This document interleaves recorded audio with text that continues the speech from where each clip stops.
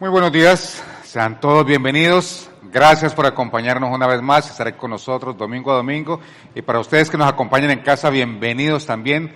Gracias por sintonizarnos, ver el video, como se diga. Sean todos bienvenidos.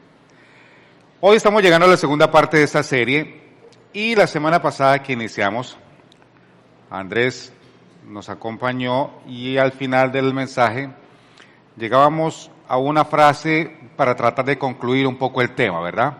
La frase final que Andrés nos decía es: reconozco un desastre cuando lo veo porque yo soy uno. No suena muy bonito, a mí no me gusta decir que yo soy un desastre, pero es una realidad. Nosotros vemos que otra persona está metida en una situación caótica porque vemos que va camino allá. Y lo podemos reconocer porque nosotros hemos estado allí, ¿verdad? Ok.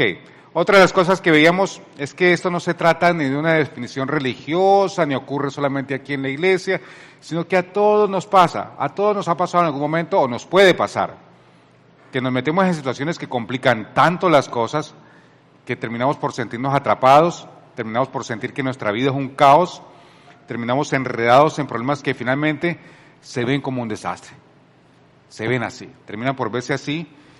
Y que solo cuando lo reconocemos, cuando decimos, ok, estoy metido en problemas, una de las cosas que podemos decir es que, ¿sabes qué? A la final, nadie es perfecto. ¿Qué esperabas? Nadie es perfecto, a cualquiera le puede pasar. No existe la persona perfecta. Y es una manera de tomar las cosas. Es una posición que podemos tomar. Cuando asumimos nuestra responsabilidad por el desastre en que nos metimos, estamos reconociendo que hay un estándar que no estamos cumpliendo. Que hay algo a lo que no dimos la talla, que no logramos cumplir, que no logramos alcanzar. Estamos reconociendo por lo menos eso, ¿verdad? Por lo menos es un paso. Pero también veíamos que cuando reconocemos esta situación, cuando vemos que estamos metidos en esa clase de problemas que se salen de lo normal, igualmente, cuando reconocemos nuestros errores, estamos a un paso de reconocer a Dios.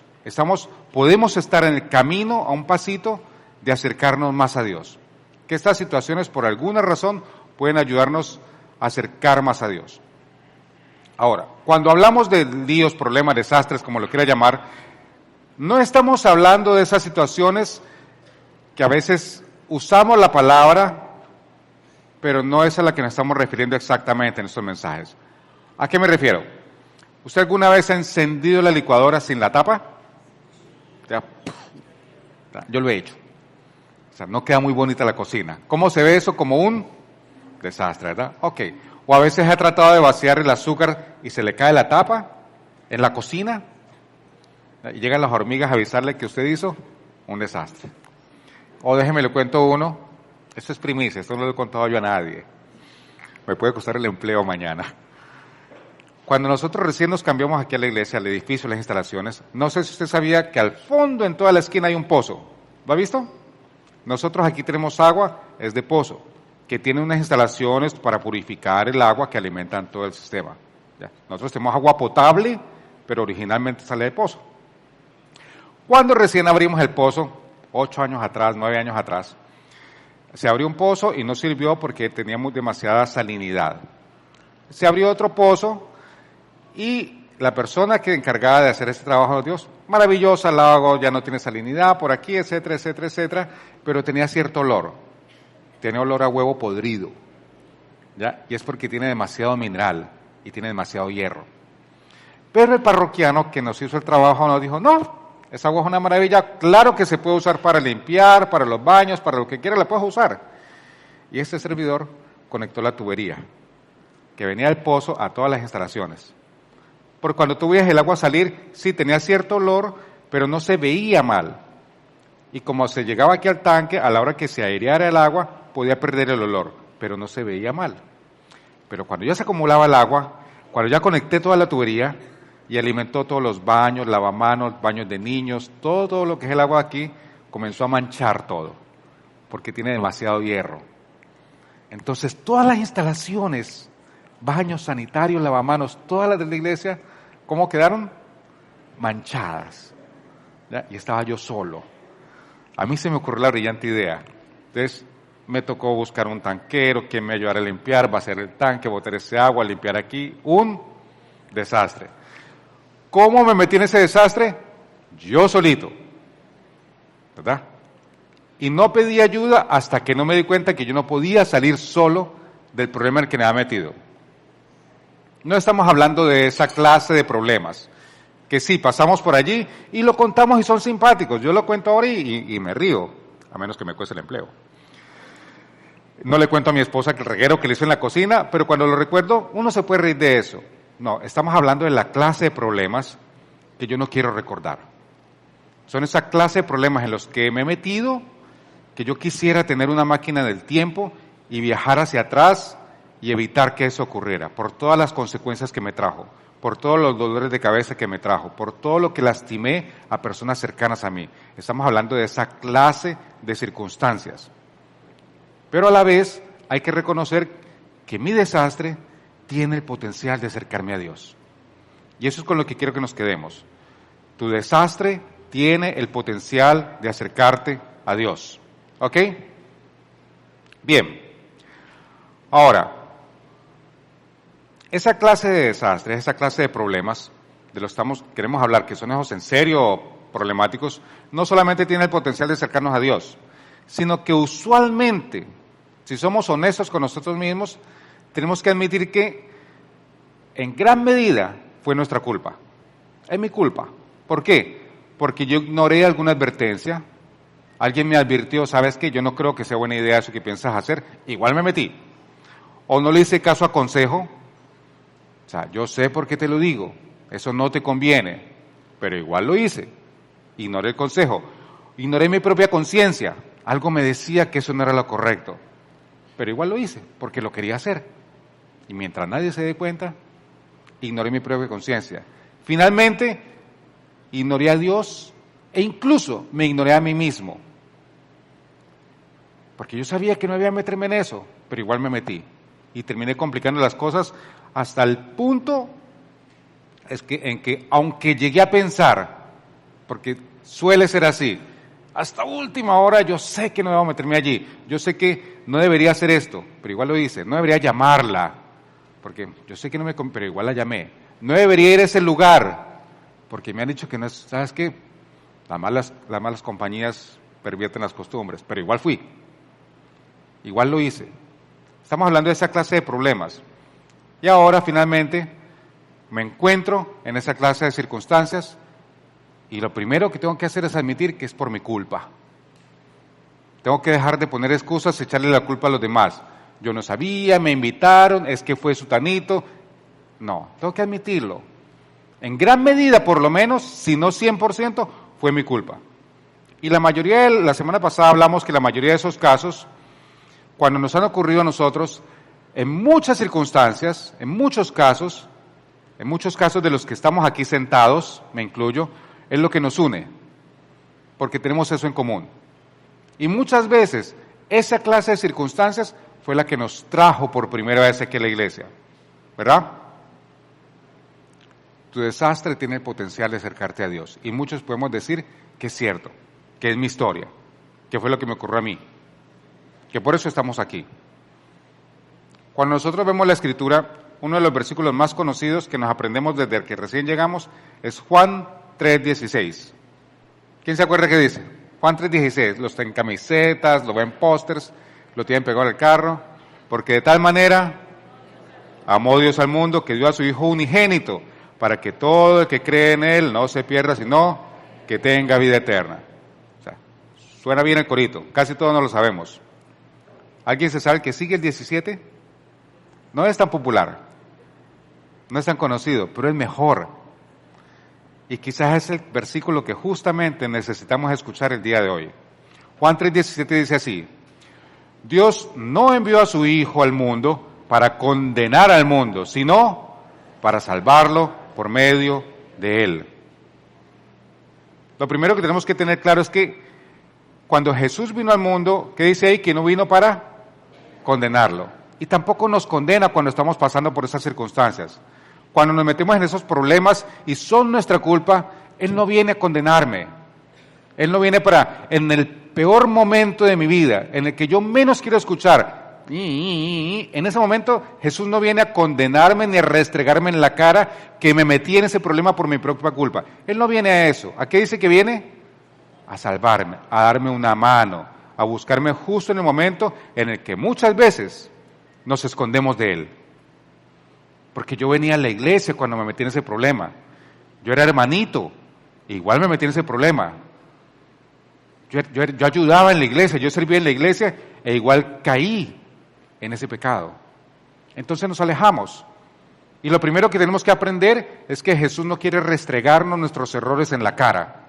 Ese no es su trabajo, eso no es amor. Y Dios es amor, ¿verdad? Ahora, la Escritura nos cuenta de por lo menos 4 ocasiones en las que Jesús se encuentra con personas que han hecho un desastre de su vida, ¿ya? Y veamos cómo reacciona. En una de ellas se encuentra Jesús con una mujer que la traen a rastras al templo. Jesús dice que está en el templo enseñando y que traen a una mujer semidesnuda y la traen arrastrando porque la quieren apedrear. La han sorprendido infraganti en adulterio. Entre paréntesis, es interesante que el adúltero no lo traen arrastrando, pero ella sí. Pero eso es otra historia. La traen, la están condenando, la quieren apedrear, y después de un diálogo que hay entre los fariseos, los maestros de la ley, Jesús, después de la conversación, Jesús termina diciéndole algo totalmente inesperado, algo que ella no esperaba definitivamente de parte de Jesús. Jesús termina diciéndole: mírame a mí, yo tampoco te condeno, vete y no peques más. Eso no se lo esperaba ella. En el peor momento de su vida, ella no esperaba que un rabí, que Jesús le dijera: mírame a mí. En otra ocasión, Jesús va camino, entrando a la ciudad, y alcanza a ver a lo lejos que hay un hombre, bajito de estatura, que para poder ver a Jesús, se sube a un árbol de sicomoro. Este hombre se llama Zaqueo. Es judío, pero trabaja para los romanos. Es recaudador de impuestos. Usted ha escuchado la historia. Entre los judíos, en la comunidad judía, tenía usted los romanos, tenía los paganos, tenía los no creyentes, tenía los judíos, tenía los fariseos, tenía los pecadores, y más abajo, en el último escalón, los recaudadores de impuestos. Este era Zaqueo, un tipo que había tocado fondo, que no solamente estaba trabajando para el gobierno que tenía subyugado a los judíos en este momento, y por lo tanto era odiado por todos los judíos, por su comunidad, por su gente, por su propia gente era odiado. No era suficiente con odiarlo, era peor que un pecador. Tenía su propia categoría, recaudador de impuestos. ¿Qué iba a esperar este hombre que Jesús lo volteara a mirar? Un hombre que había hecho desastres poquito. O sea, ¿cómo salgo de allí? Todo el mundo me odia, ¿yo a quién voy a recurrir? ¿A quién voy a voltear a mirar? O sea, pero tengo curiosidad por conocer a este Jesús. De manera que como sabe que Jesús va a pasar por aquí, él se sube al árbol de sicomoro para verlo por lo menos desde el árbol. Oh sorpresa, cuando Jesús pasa y lo ve en el árbol, lo que le dice Jesús, le dice: ven a mí, porque hoy vamos a ir a comer a tu casa. Y después de este encuentro nos cuenta la Escritura que Zaqueo no solamente devolvió todo lo que había cobrado de más a su propia gente, sino que de su fortuna, mala vida, de su fortuna la dio a los pobres. Fue un cambio de 180. Y ese cambio comenzó cuando aceptó la invitación de Jesús: ven a mí. Y tenemos otra ocasión en que Jesús se queda en las afueras de Samaria porque los discípulos han ido a comprar comida y él se queda afuera. Y nos dice la Escritura que era la hora sexta, la hora que más calor hace. Y ve a una mujer que se acerca al pozo para sacar agua. Lo que ella no sabía, que Jesús ya sabía, era que ella venía haciendo de su vida desastre tras desastre, tras desastre, tras desastre. Era una mujer que llevaba 5 divorcios. ¿Usted sabe lo que es tener 5 divorcios encima? 4, 3, un divorcio. No es algo que uno ande publicando, no es algo bonito, no es nada de otro mundo, pero si hoy en día 5 divorcios le parece mucho, en esa época era algo inconcebible. ¿Quién se divorcia 5 veces? ¡Wow! Y peor todavía, el hombre con el que vivía en ese momento tampoco era su marido. Era una mujer que sabía que en su comunidad todo el mundo la señalaba. Esa es divorciada 5 veces y el hombre con el que está viviendo ahorita tampoco es su marido. Y a esta mujer, que no tenía la más remota posibilidad de que Jesús se acercase a ella, no solo por su pasado, sino por el solo hecho de que ella era de Samaria y él judío. Y entre judíos y samaritanos no se llevaban bien, no se acercaban. Nunca hubiera esperado que Jesús se acercara a ella. Pero a ella le dice, acércate a mí. Y yo te voy a dar de beber agua para que no vuelvas a tener sed. Te voy a dar de beber de esa agua que te va a quitar la sed que has estado buscando y tratando de saciar toda tu vida. En mí la puedes encontrar y no vas a volver a tener sed. Acércate a mí. Y hasta el final de la vida de Jesús, en el último momento, en el último instante de su vida, con el último suspiro, se encuentra con un hombre al lado, en la cruz. Este hombre ha hecho tal caos de su vida que finalmente ha ido a dar preso.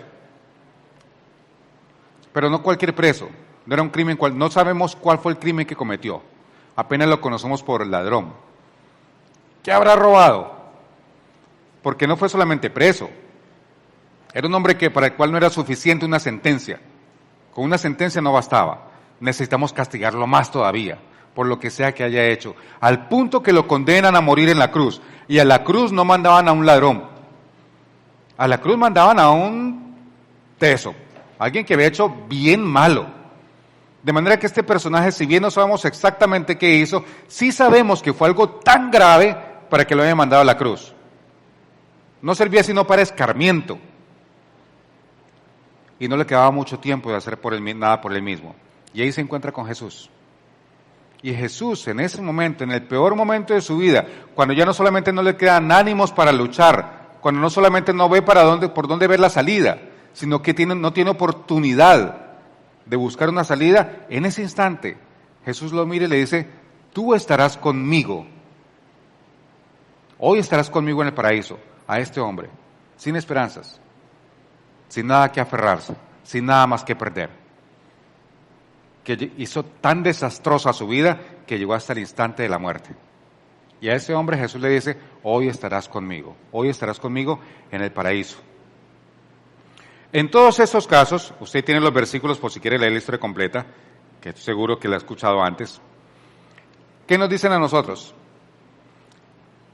No importa qué tan profundo sea el hueco en el que te has metido, no importa qué tan profundo sea el foso desde donde te sientes, porque muchas veces estamos camino al foso, camino al fondo, pero aún somos funcionales.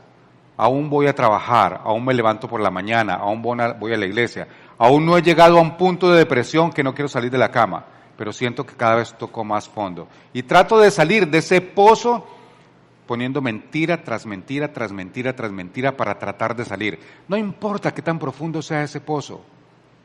Mire esos 4 ejemplos. Y lo que Jesús le ofreció a ellos, nos lo ofrece a nosotros hoy. No importa dónde estemos.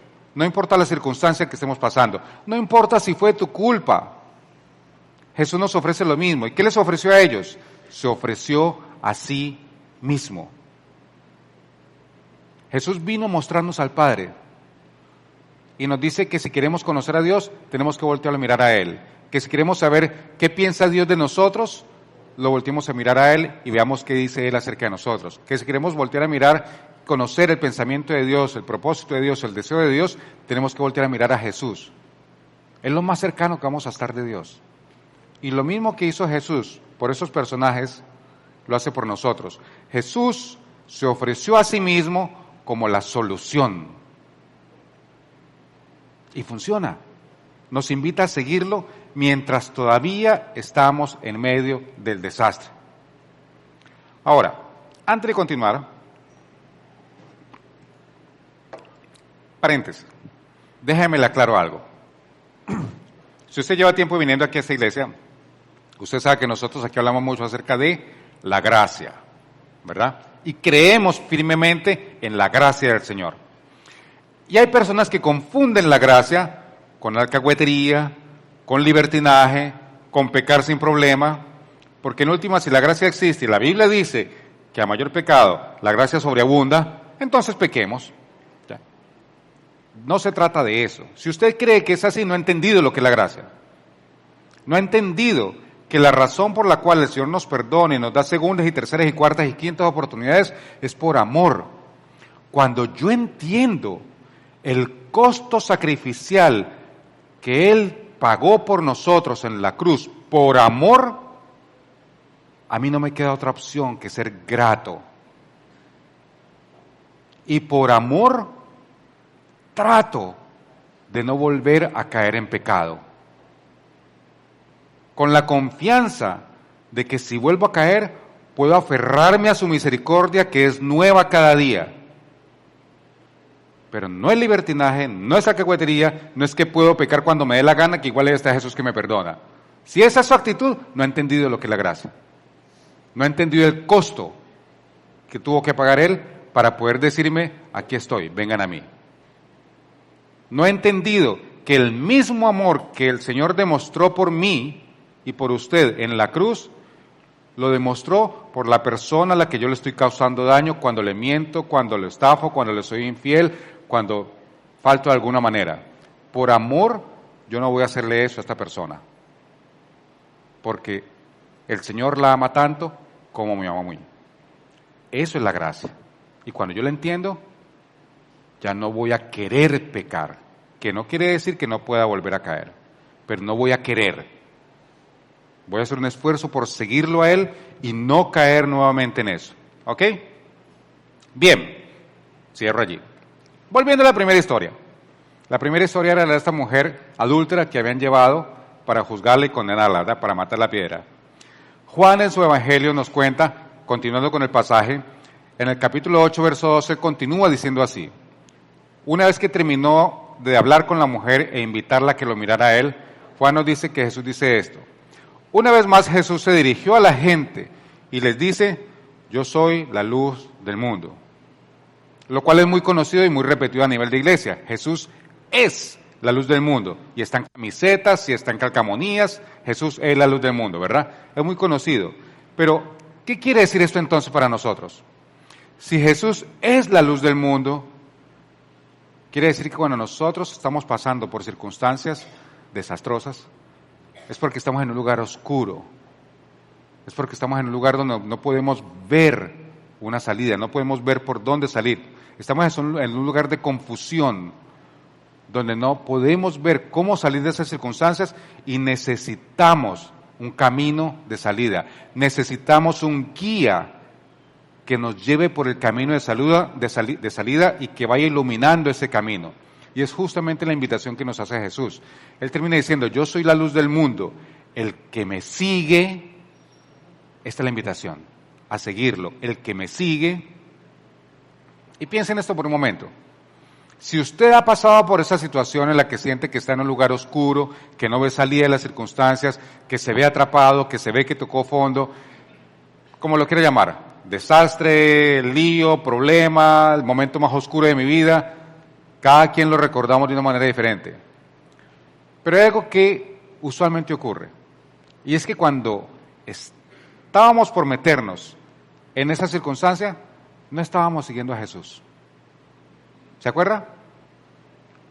Cuando yo me metí en esto no estaba siguiendo a Jesús. Estaba en el mundo, le decimos aquí en la iglesia. No estaba siguiendo a Jesús.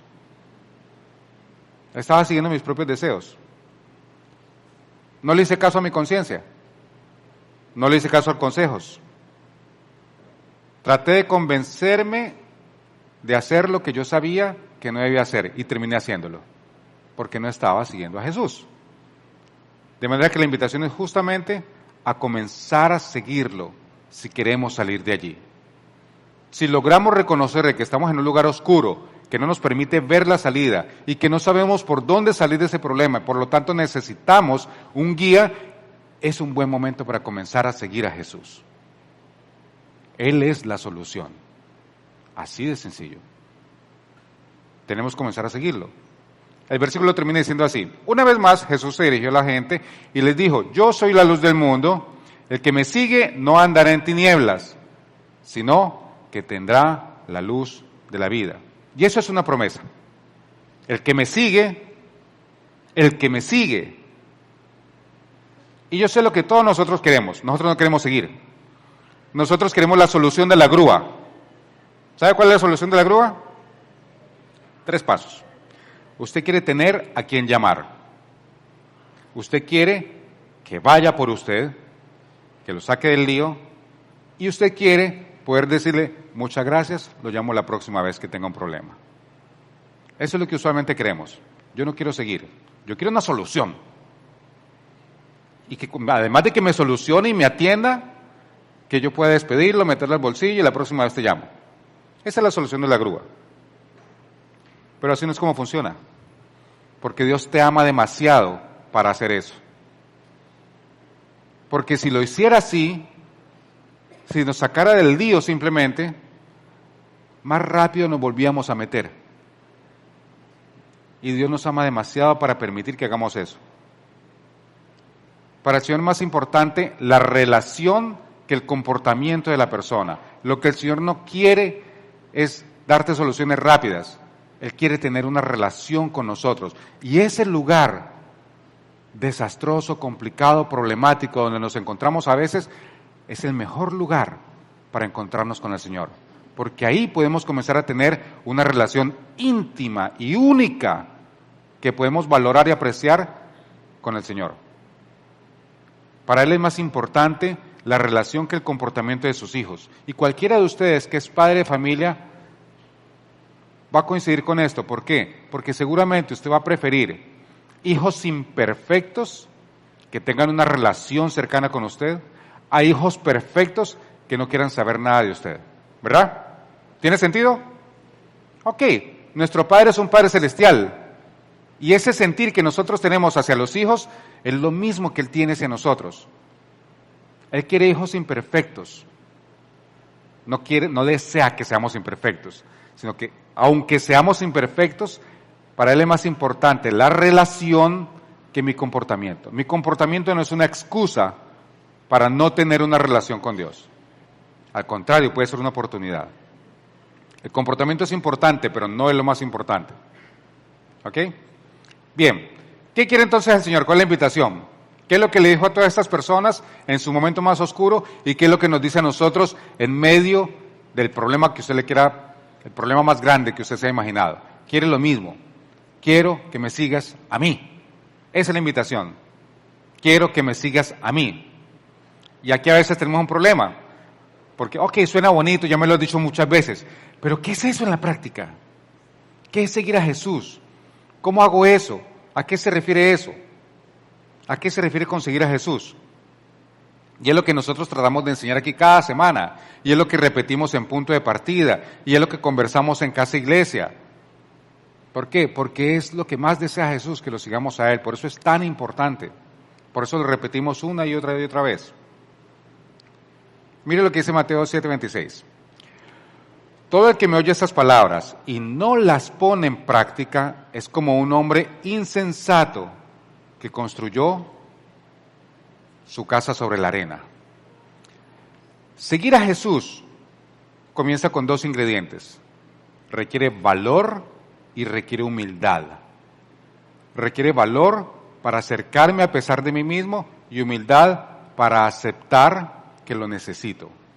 Requiere que yo me acerque con valor y humildad y le diga, Señor, necesito reconocer de que he construido mi matrimonio sobre falsas expectativas, de que he construido mis finanzas sobre negocios deshonestos, de que he construido mi profesión haciendo trampa, de que he construido mi casa sobre la arena y ahora se está tambaleando, se me está cayendo encima y no sé qué hacer. Yo la construí sobre la arena, lo reconozco, no sé qué hacer, te necesito. Así se comienza a seguir a Jesús, reconociendo que lo necesito a Él, reconociendo de que yo me metí en los problemas que me metí. Seguir a Jesús significa estar de acuerdo con lo que Mateo dice a continuación. Dice, por tanto, todo el que me oye esas palabras y las pone en práctica.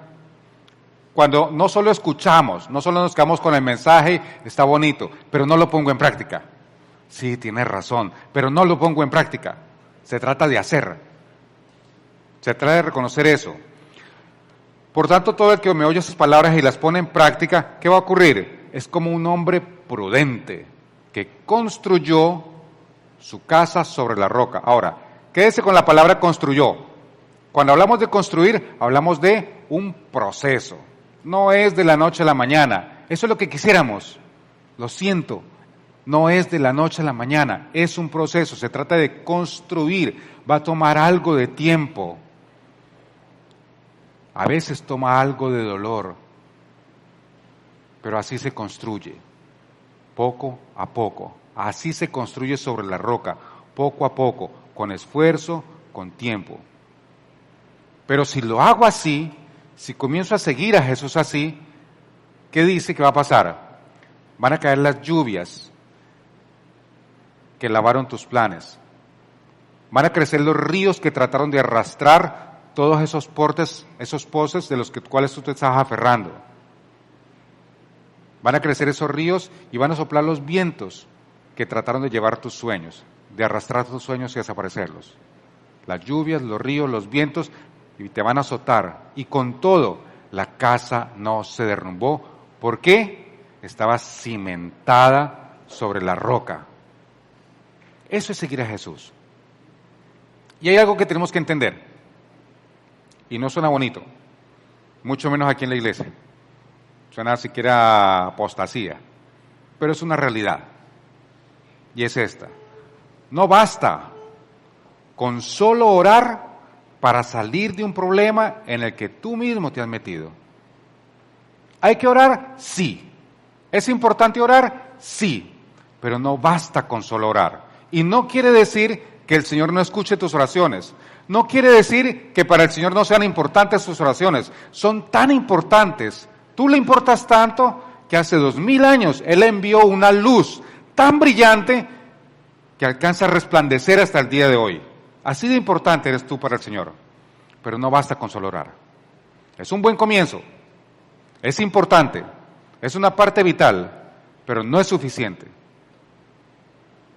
Debes seguir a aquel que es la salida. De nada me sirve si yo tengo tremenda luz aquí y yo veo la salida de lejos. Yo tengo que seguirlo. Tengo que caminar. Tengo que tomarme el tiempo. Tengo que saber que es un proceso y que va a tardar. Y a veces va a doler. Eso es seguir al Señor, eso es seguir a Jesús y esa es la invitación. Dios nos invita a seguirlo. No nos condena ni nos aparta, no importa el problema en el que te hayas metido. Y eso es una de las primeras barreras que tenemos que romper. Hay personas que se meten en una situación tan complicada que lo que más les cuesta trabajo es perdonarse a sí mismos. Y yo le entiendo. Porque la sociedad nos condena, Jesús no. Jesús no te quiere ni apartar ni condenar. Jesús te quiere acercar y perdonar y quiere que lo sigamos. No importa tus circunstancias. No importa si aún no has tocado a fondo. Es un buen día para decirle, te necesito. Ahora, ¿cómo sabemos que esto es verdad? ¿Cómo sabemos que esto es cierto? Porque suena bonito, pero puede ser palabrería de iglesia. ¿Verdad? Pero ¿cómo sé que es verdad? Y como muchos de los que estamos aquí sentados sabemos que es verdad. Porque si nos tomáramos la molestia, los iba a hacer parar, pero no quiero hacerlo parar. A mí no me gusta estar sube y baje, sube y baje. Pero si usted le preguntara a la persona que tiene al lado, a la persona que lo invitó quizás a la iglesia, a la persona que tiene detrás, a ese que tiene delante, que cada 8 horas lo ve aquí, si me preguntara a mí, y nos atreviéramos a contarle nuestra historia, probablemente sería algo parecido a esto. Hace un tiempo atrás, yo estaba así, guasá, y terminé metiéndome en problemas. Me metí en problemas. Y pensé que no era tan difícil, y hice esto, hice aquello, hice por aquí, hice por allá, y empeoré la situación. Mi problema empeoró.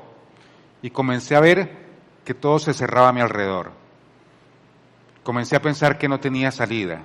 Comencé a desesperarme y tomé peores decisiones. Terminé tocando fondo. Y cuando vi que ya no tenía más que hacer, Cuando arañé por todos lados el fondo y vi que no lograba salir, terminé por rendirme. Y cuando vi que ahora sí estaba en el fondo, que no tenía salida, que ya no me quedaban fuerzas, que no tenía que aferrarme, que me había rendido, miré hacia arriba. Porque no tenía más donde mirar. Porque era lo último que me quedaba. Miré hacia arriba y Dios se mostró. Por eso yo sé que es verdad.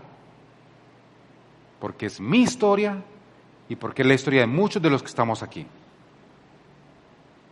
Pregúntele al de al lado, pregúntele al que lo invitó. La razón por la que sabemos que esto es cierto es porque somos muchos los que cuando contamos nuestra historia suena parecido a esto. Esta es la historia de la mayoría de nosotros. Si usted no ha pasado por una crisis, apúntese, porque tal vez le toque. Pero tenga la certeza y la tranquilidad de que el Señor está allí, aunque no parezca. Si no quiere pasar por esa crisis, comience a seguirlo. Y no le voy a garantizar que no lo va a pasar, pero no va a estar solo. Va a tener consuelo y fortaleza. No somos gente perfecta, ninguno de nosotros. No somos gente perfecta que nunca ha creado su propio desastre. Somos personas imperfectas que encontramos a Dios en medio de nuestro desastre y fuimos redimidos. Y es la misma invitación que nos hace a todos nosotros. Incline su rostro allí donde está y acompáñame en oración. Bendito y amado Señor, te damos las gracias, Padre Santo, por este día. Te damos las gracias por el privilegio de contar con tu presencia entre nosotros y por poder reconocer todo lo que tú has hecho en nuestras vidas. Gracias, Padre, porque en medio de las circunstancias que tú has permitido que vivamos, tú estás allí esperándonos para que te reconozcamos y para que finalmente tengamos la humildad y el valor para reconocerte y comenzar a seguirte. Finalmente, realmente rendirnos delante tuyo, reconocer que te necesitamos y comenzar a caminar, comenzar a seguirte y ser testimonio para muchos más, para poder el día de mañana decir: yo estaba en ese lugar oscuro, yo estaba en ese lugar desastroso, pero el Señor se acercó a mí, el Señor me miró, el Señor me invitó y yo lo seguí. Gracias, Padre, por esta invitación. Te agradecemos, Señor, te bendecimos, te pedimos que nos acompañes hasta nuestros hogares, que nos acompañes todos estos días y que nos permita volver a reunirnos aquí en tu presencia el próximo fin de semana. En el nombre de Cristo Jesús te agradecemos y bendecimos. Amén y amén. El Señor les bendiga.